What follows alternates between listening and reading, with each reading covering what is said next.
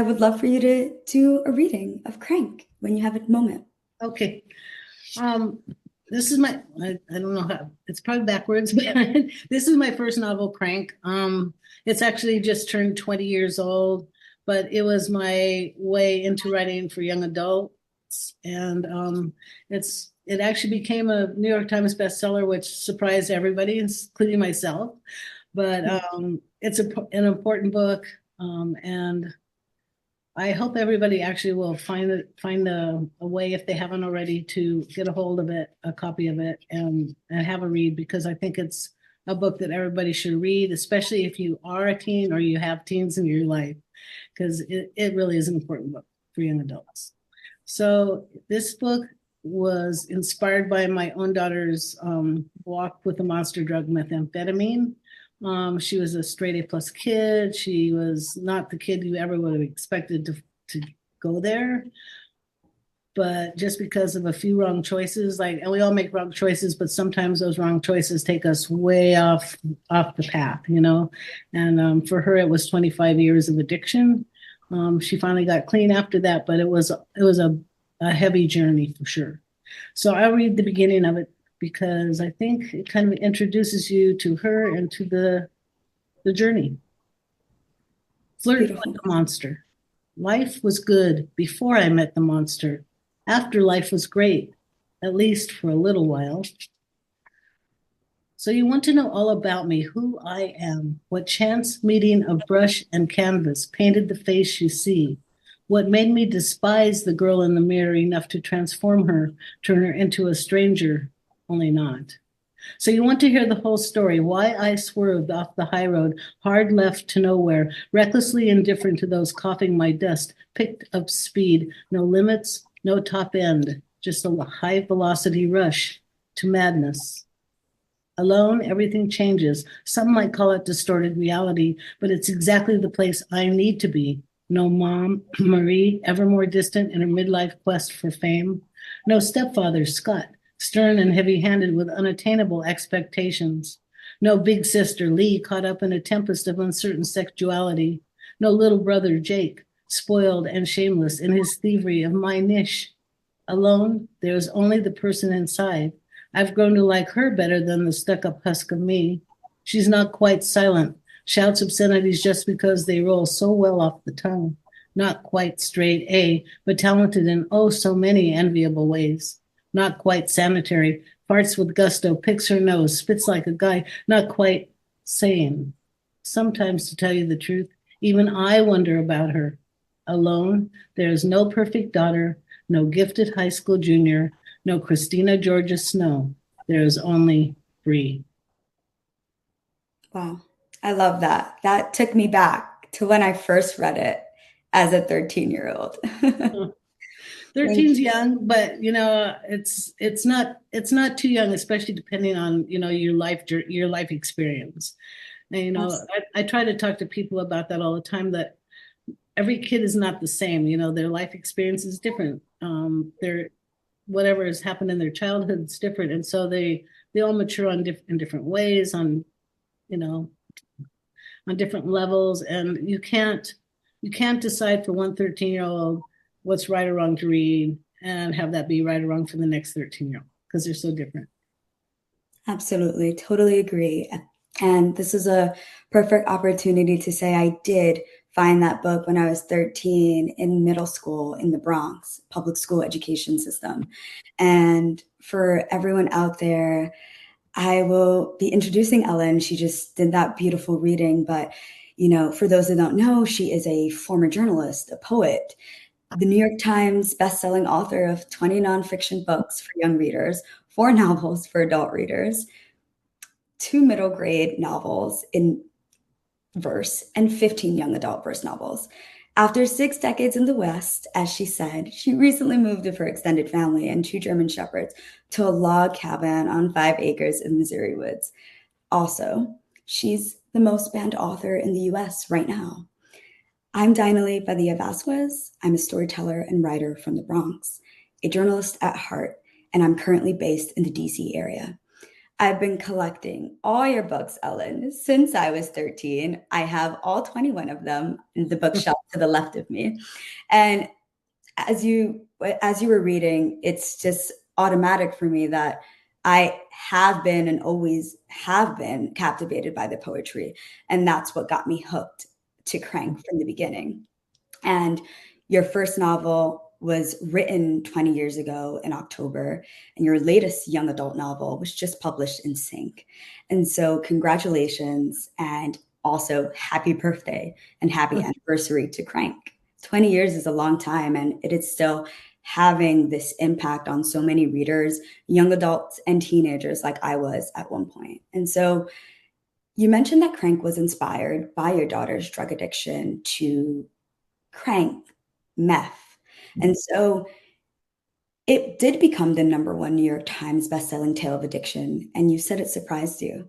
You have the first ever copy with you, like you showed us. And so, how has Crank changed your life and the world? Well, it definitely changed my life. I mean, career-wise, although it was actually my third novel that really hit fast and hard because with Frank, nobody knew who I was. You usually when you get a New York Times bestseller, it's because somebody already knows who you are, right?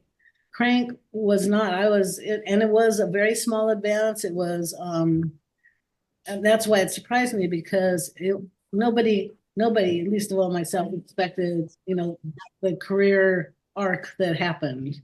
But it was largely because of the power of that book and the ones that followed, and also because of I was like really early into seeing involvement from readers, like so social media, like, and the only platform at the time that when I was started writing novels was MySpace. Like there was no Twitter, there was no Facebook, that stuff hadn't even happened yet. But MySpace was a place where I could see that readers could connect with me through like direct messaging, or I could post something and there would be comments. So it was kind of that early social media stuff that allowed this direct connection with readers that helped me build my career as quickly as it did. And so, but Crank, there's something about the thing about Crank is addiction touches every life. It might not be meth addiction, it might not even be drugs, but whether it's gambling or sex or alcohol or whatever, addiction touches every life. So this is a place that we can all come to and relate to in one way or another. And so talking about addiction and how it affects us personally, not just the addict, but the people that love the addict, that is the power of the book, because you see not just how it affects Christina, the main character, but also how it affects her family and her friends. And there's kind of this outward bubble of how it affects even complete strangers at some point.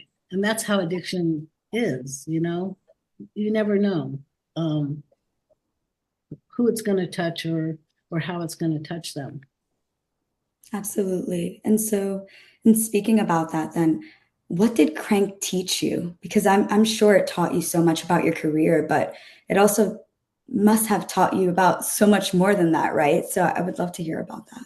It taught me first because it was my daughter, and I wanted to think about, like, I wrote first person from her point of view, rather not like a memoir or something like that from the mom's point of view, because I wanted to be able to get inside her head and see how she looked at me, and like maybe what I could have done to change the path that she took, or or if I would have discovered whatever sooner, if that would have changed it, or if I could have, like, we didn't put her in like lockdown rehab, so I don't know if that would have changed that trajectory, that 25-year trajectory or not. I'm guessing not, because over the years I've talked to so many people that have addicts in their lives, and it's lockdown rehab. You have to really want to get clean, right? You have to want that process. You have to, and if you don't, it's not going to work.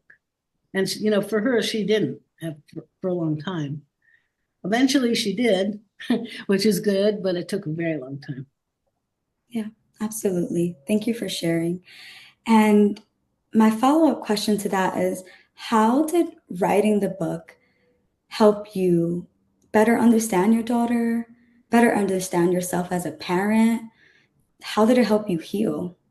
It's the writing process does that. I suggest to a lot of people that if they're going through whatever, it doesn't have to be addiction, it could be abuse or, you know, thoughts of suicide, depression, whatever these kind of dark spaces that you find yourself in, like writing kind of like allows the light in because it allows an understanding of I don't know, like how you look at the world and how you see things and how I don't know.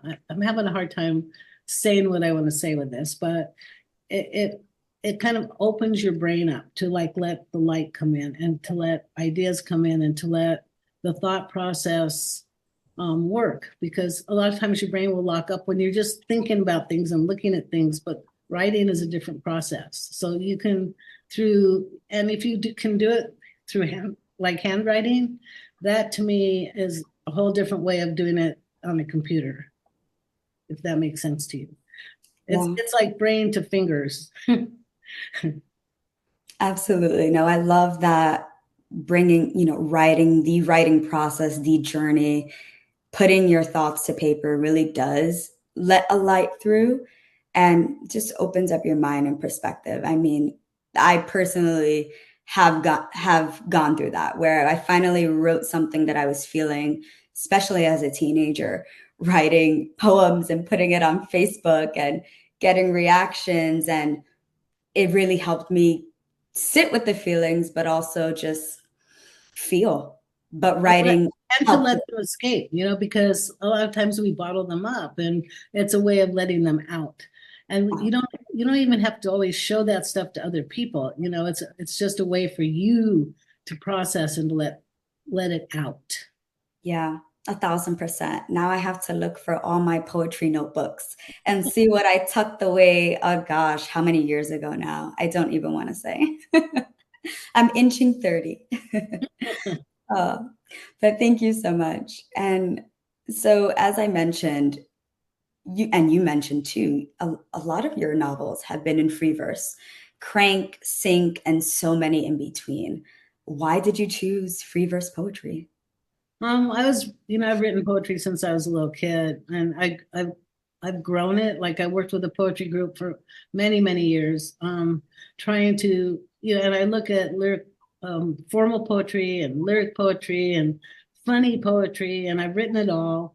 But it's just such an interesting way to storytell.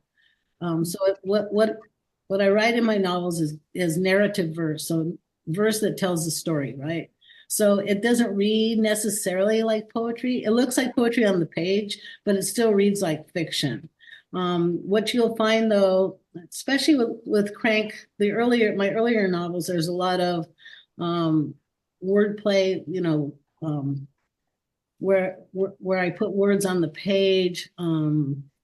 Concrete poetry, which is poetry shaped like what you're writing about, right? So that idea of the visual interest was appealing to me as well, especially for teen readers or young readers that don't want to read or are swallowed up by dense passages of text or whatever description. So poetry distills your thoughts, it distills the writing into just what needs to be there. And it's more like you're living the story than you're being told the story. And that's what I love about this form of storytelling. It's like it puts you inside their heads. It makes you live the story. Yeah, I totally remember that, all the shape poems. And because of that type of writing, I experimented with that a little bit, and you can have so much fun with it. But yeah, thanks for that. So, as I mentioned, I first discovered Crank in 2010. I was 13. I found it in my middle school library, like in the back of the classroom. And I felt so compelled to pick it up because of the cover. The cover is black with the word crank on it, and it looks like chalk. To a student like me, I was like, oh, this is chalk. But when you start reading it and even reading the blurb, you realize, whoa, this is about drugs. This is Right. about drug addiction. And so even though they say don't judge a book by its cover, but in this case, I was actually so intrigued Right. by the cover and I picked it up. So yeah. That's the original cover, and they have changed it, to this newer one, which it's not, it doesn't have the same power as the original for sure. And in talking to the designer, he happens to be a friend. He actually does my website for me now, but he was just like, they're like, well, let's just make it be like what it is, and so he just drew it. It's sugar, I guess, that he actually drew it in. It doesn't look like sugar once you get to it, and once you understand what it represents, for sure. It's powerful, definitely is. Absolutely. Actually, I have it right next to me, so let's see if we can show this. Yep. Yeah, so this is exactly what I'm talking about. But yeah, I still have some highlights in there from so long ago. But I often say, thanks to Crank, and I say this a lot, but that I forgave my grandpa Raul, who was a drug addict. Mm. I got into poetry because I was like, wow, this book has the type of writing that I want to try. I went to college as a first generation student looking to study journalism and creative writing in some form. And I became a writer.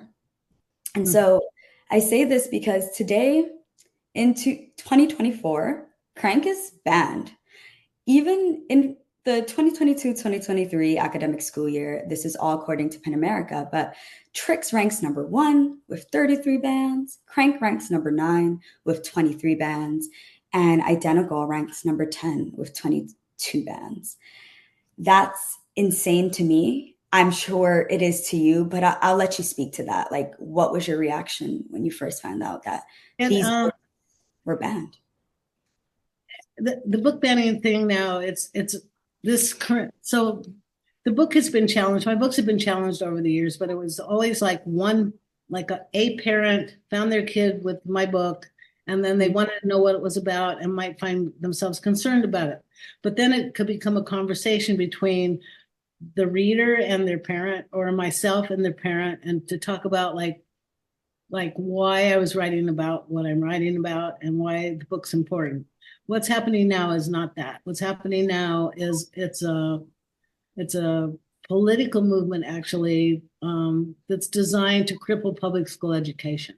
So books are an easy target. Libraries and librarians are easy targets, in this battle to dismantle. They almost want to dismantle public school education, and it's this idea that history, like we shouldn't learn from history, and that we shouldn't talk about the bad things in our past that have happened. And if we don't talk about that, then how do we learn from what we've done wrong and do better in the future?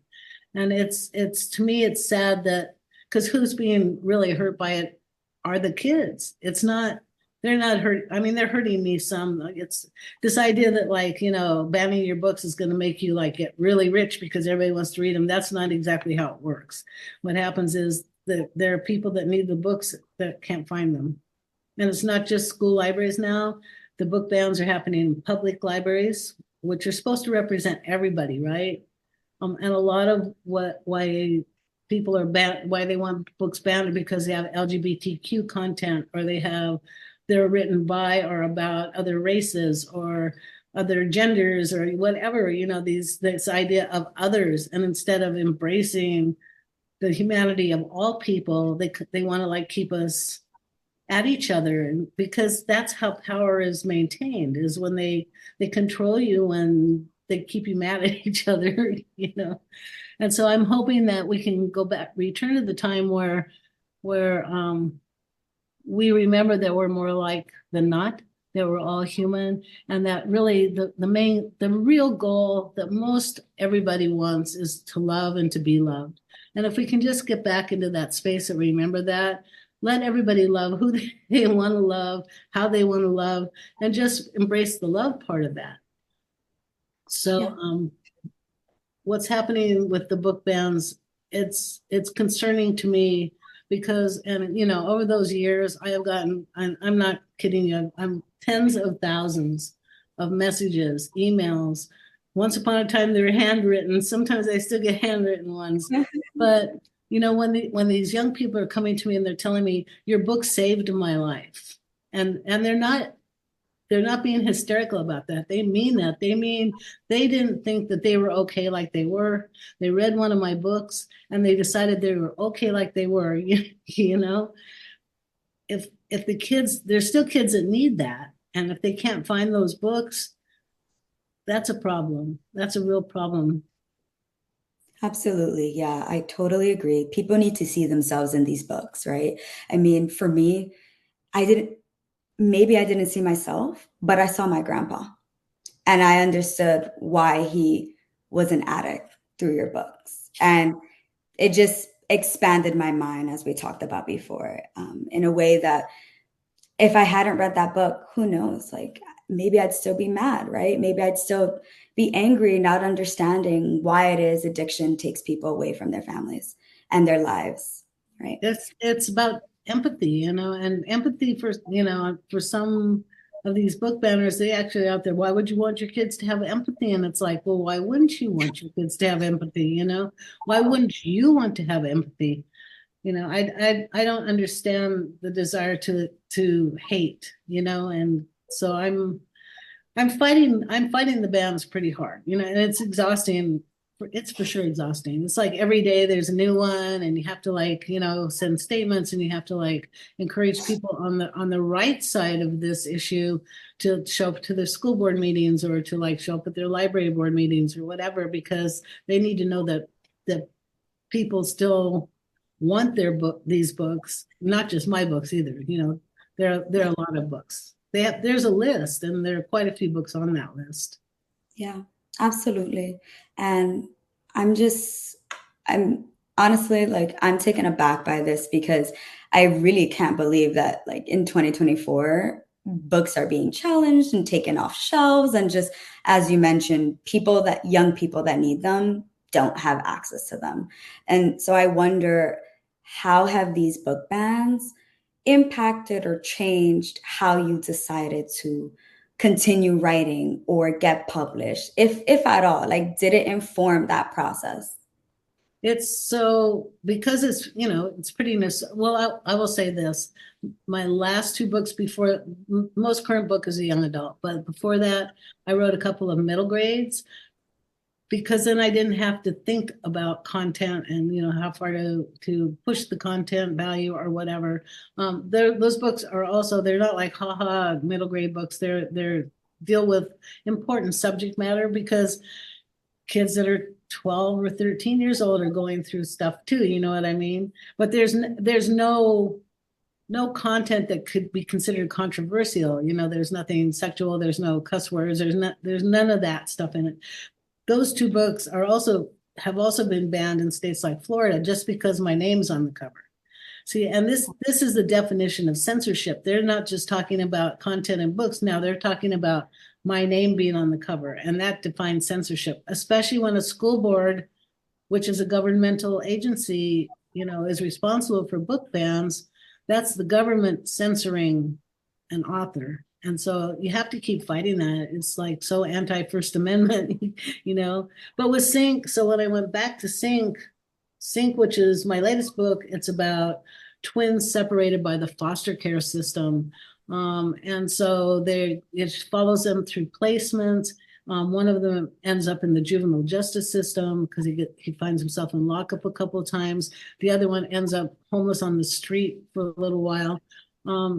Those are places that there are dangerous things for teens. They're dangerous spaces, and you can't write honestly about foster care or lockup or living homeless on the street without touching on some tough stuff, because that's what's out there. And so I was tempted a couple times to self-censor, to moderate the content in that book.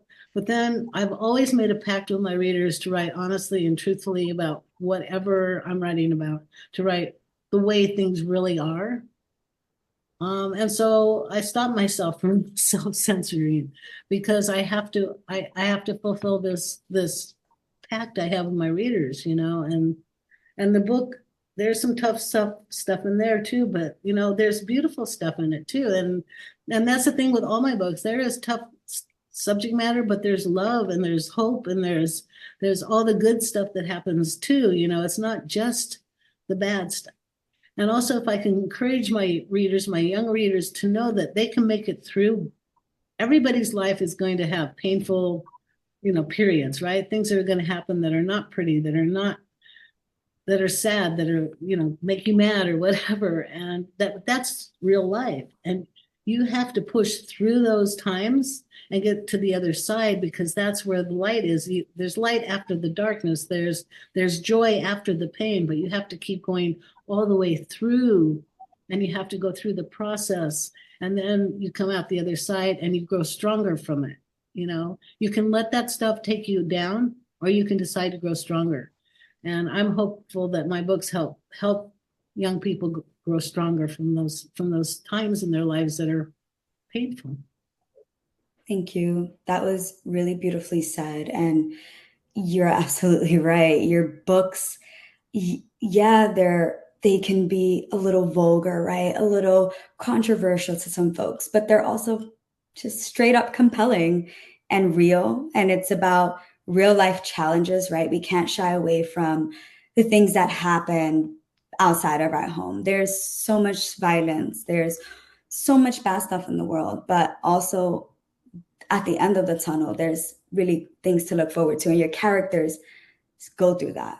They go through the trials and tribulations of life. And that's what makes the books and the stories and the characters so captivating. And you really do feel that the character is your friend and you're following your friend's journey. And that's what I love about all your books. And speaking of censorship, I'm looking at some data now from the American Library Association, and it does show that 71% of people in the US actually oppose book bans. So it's not just that, of course, the right to read is fundamental and we should be able to choose that. But there's actually data that supports that many people shouldn't be into opposing, doing these book bans. I mean, that's the most simple way to say it. Like a majority of Americans actually oppose this. Yeah. So, speaking of that, like as you mentioned, it is like it crosses the line of our First Amendment. And so when it comes to our country's civil rights around free speech and access to public education, what should readers, writers, librarians, everyone passionate about this topic, what should they be paying attention to right now? Um, the positive outcomes, because there are positive outcomes to the pushback. So again, you can't be silent. That's the main thing. Anybody can write a letter to the editor. Anybody can write. You don't even have to show up to school board meetings. If you know there's going to be a book ban discussed, you can go ahead and email the school board members, and there are ways to do that that are easy to find. But don't be silent about it. If you oppose book banning, let people know that and let them know why. Yeah, I love that. And that's a different way of like doing it too, right? Like as you said, you don't have to go to the meetings, but there's alternatives to this if you want to show up and support. And so my next question is beyond Banned Books Week and Right to Read Day, which are like dedicated days to this movement of supporting the right to read and the freedom to read. Besides those days, where else and how else can people show up? Are there other days that we should know about as well? I mean, I don't know about specific days. I think every day, and you could even just do an Amazon review, a positive Amazon review for a book that is under challenge, but that you care about. Make those pleas personal. Like a lot of the book banners don't actually read the books, right? They're pull quotes that they've been curating, that are taken out of context. So what you can do is read the book all the way through in context and decide for yourself like why that scene is there. There are a couple of difficult scenes in Crank, but they are there for a specific reason. They're there to show you the changes in this character, and sometimes they're changes for the worse and sometimes they're changes for the better.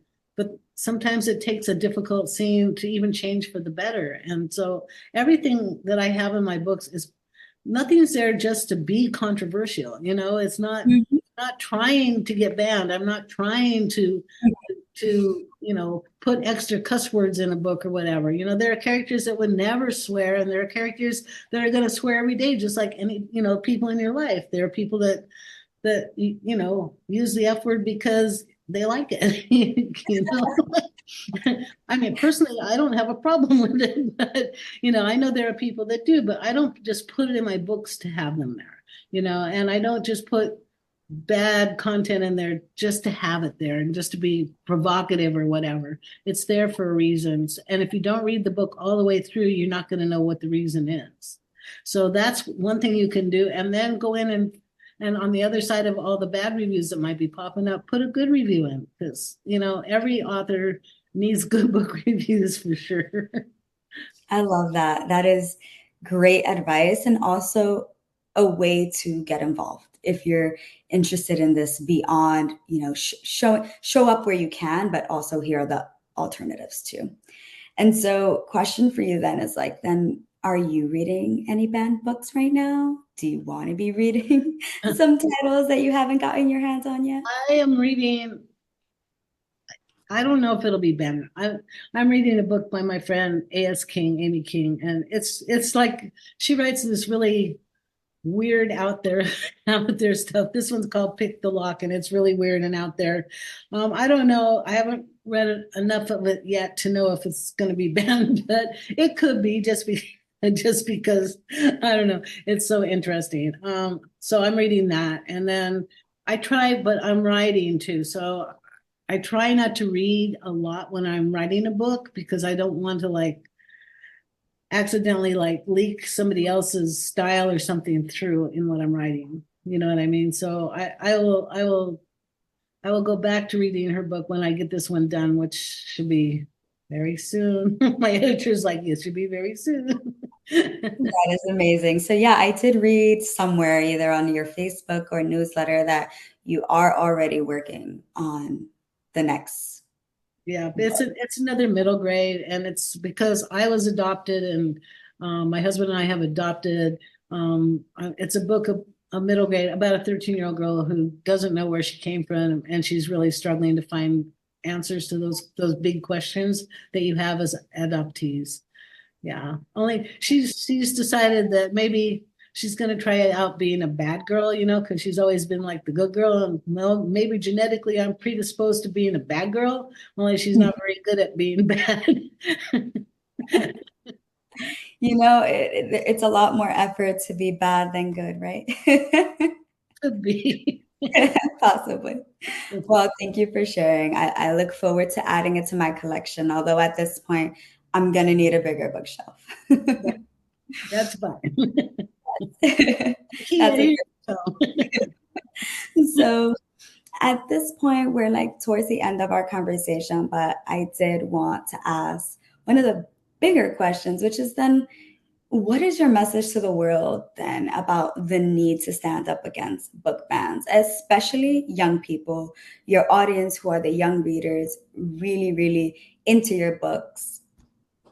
It's so every young person like it's, growing up is such a process, and adolescence is this time when you're trying to find out who you are, right? So you're seeking identity through adolescence, right? Sexuality, which is like a big buzzword in this, it's a part of what we are seeking as part of our identity.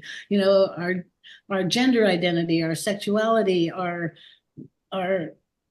what sex is to us and what we want it to be. And I think we need to like encourage courage, to be strong and to offer perspective. That's what I can do as as an ancient writer.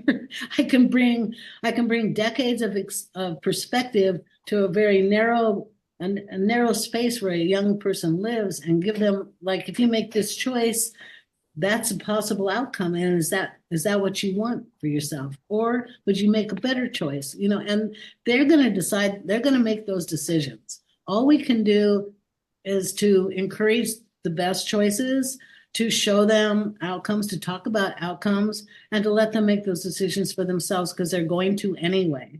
We need to be counselors, but not we can't. I think cracking the whip is not necessarily the way to get through to teenagers. I still have a 16-year-old at home, and it's interesting to watch, so I've raised 3 generations of teens now, and there are different challenges to this generation than there were to like my grown kids' generations. That's what we can be as parents, as teachers, as writers. We can offer advice, but we can't demand. And I think that's the best we can do. Yeah, I love that. As you were saying that, I'm like, yeah, that's kind of how I feel about being a big sister, right? Or being a mentor, being a leader, being a writer in the spaces that I'm in. So I really appreciate that. And I know people who follow your work will as well. And so lastly, where can readers find your books and stay connected with you? So I'm a pretty I'm a social media maven. You can find me. I have a Facebook fan page. I have a Facebook regular page. I have Instagram, and if you just look up Ellen Hopkins, you'll find me. Hopefully, I have a Twitter, but unless you're a political animal, don't follow me there. Twitter it's a hellish space, but it's like I loathe it and I love it. But yeah, you can find me. And as far as my books, you can go to my website. It's just ellenhopkinsbooks.com. And you can find my books at any bookstore, Amazon, wherever you get your books, Independence, wherever you prefer to find my books. They can connect you with my books for sure. They're not hard to find. Wonderful. Thank you. And I'm going back a little bit because I just realized you are not ancient. Don't say that. You are funny though.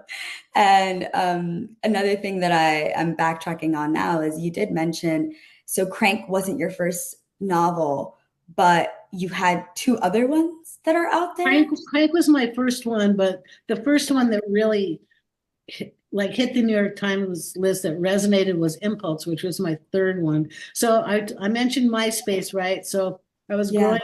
growing a readership through again communication value, and MySpace was watching my readership, pick up. So somebody there loved my books and they decided that they were going to highlight my third book. So MySpace featured my third novel, Impulse. And so when 200 million people or whatever signed onto their MySpace pages, that book cover came up with a good Wow. book review in the back. And then my career took off of that for sure. And then people went back and found Crank, and Burned was the second one. So then, with the third one, my career really took off. Wow, that is so interesting. I love when a past self or future self of a work kind of circles back around and finds you. So that's pretty awesome. And I didn't know that. I'm learning along the way too. And so I would love if you could read some of Sync, whatever you like, and introduce your latest book as well. All right. So again, Sync is about twins. They're teens now, but they were removed from their abusive mom's care when they were 10 years old. They were placed together for 2 placements, and then they were separated. And so it follows them through separate placements, the way the paths their lives take, and how they're trying to find their way back to each other. Sync references how their thoughts seem to be synchronized when they were so close because they only had each other as kids. And I will read that and you will get that here. So this is Storm. Are you safe tonight, Lake? It's my job to keep you that way. I decided that when we were 3. I remember it like it was yesterday, now almost 14 years ago. We were locked in the closet, shivering with fear. Every time we heard Beverly's footsteps outside the door, we'd shrink against the wall. You got so scared and you started to hiccup. I put my arm around your shoulder. I'll protect you, I said. It's my job. I'm your big brother. You whispered we were twins. That made us the same age. No, I argued. I came out first. That makes me older. Sometimes memories like that float from the depths of my brain, ascend like buoys before submerging and sinking again. It's our birthday eve. We turn 17 tomorrow. So, of course, you're on my mind. It's the last day of August. Senior year just started. I have no clue where you are or how long you've been there. New foster placement, long time. My gut tells me you're not too far away. I hear from you when our caseworkers manage to intersect paths, pass on letters or cards, but I haven't seen you in 5 long years. Well, unless you count that one time mom decided we should reunite. That experiment lasted 3 weeks, honestly, longer than expected. It was enough time for you and me to forge our sync again. Remember how we called it that, the way our thoughts seemed synchronized? I wonder which high school you go to. Do you think over the years we were ever at the same football game, rooting for opposite teams? Are you still acing your classes? Despite all the crap in our childhood, you vowed to succeed in school, find a way to live your dreams. I'm afraid dreaming is a fool's game. I quit cold turkey years ago. Gambling on dreams successfully requires belief in tomorrow. I can barely hold on to today.